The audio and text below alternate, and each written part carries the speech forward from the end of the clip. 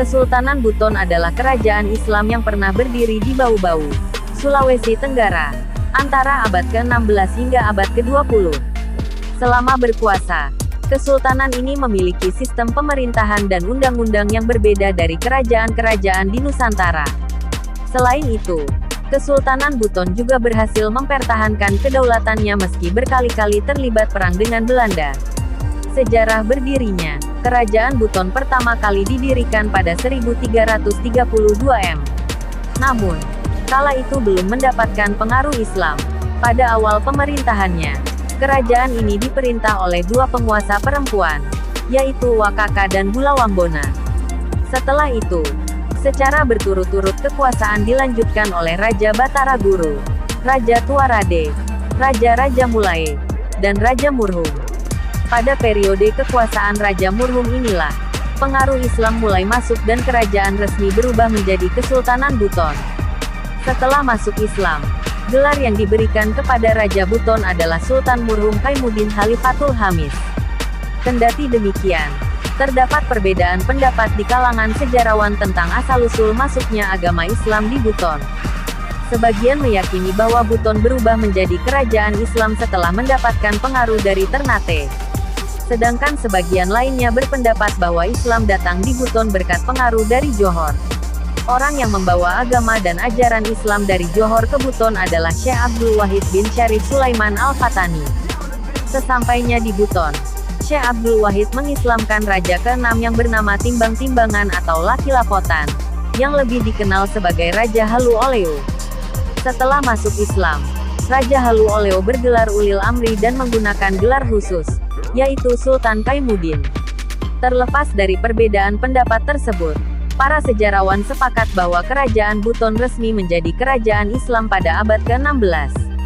Berbeda dari kerajaan-kerajaan di Nusantara yang menerapkan monarki absolut, bentuk pemerintahan Kesultanan Buton adalah monarki konstitusional. Sehingga, pada periode kerajaan berubah menjadi kesultanan, demokrasi memegang peranan penting. Sultan bukan diwariskan berdasarkan keturunan saja, tetapi dipilih oleh Siolimbona, yakni dewan yang terdiri dari 9 orang penguasa dan penjaga adat Buton.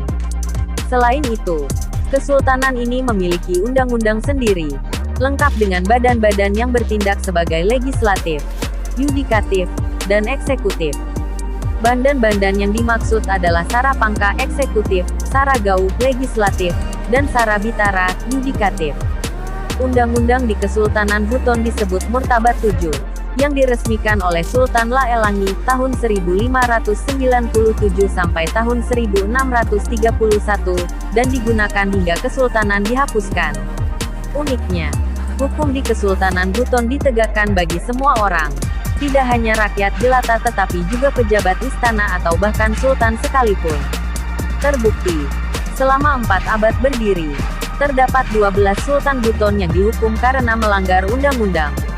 Kesultanan Buton juga memegang 5 falsafah hidup, yakni agama Islam, Sara, pemerintah, liku, negara, karo, diri pribadi, rakyat, dan arata'a, harta benda. Masa kejayaan Kesultanan Buton. Pada masa kejayaannya, Kesultanan Buton pernah menguasai Pulau Buton dan beberapa wilayah di Provinsi Sulawesi Tenggara. Untuk mendukung pemerintahannya, kesultanan ini menjalin hubungan baik dengan kerajaan-kerajaan di Sulawesi dan Pulau Jawa.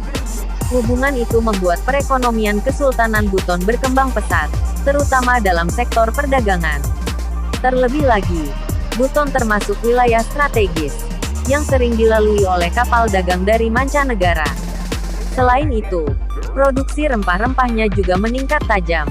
Kesultanan Buton diketahui telah memiliki alat pertukaran atau mata uang yang disebut kampua, yakni sehelai kain tenun berukuran 17,5 cm x 8 cm. Pada abad ke-17, pemerintahan Buton telah mengembangkan sistem perpajakan yang sangat baik, di mana pajaknya agak ditagih oleh seorang tungguweti.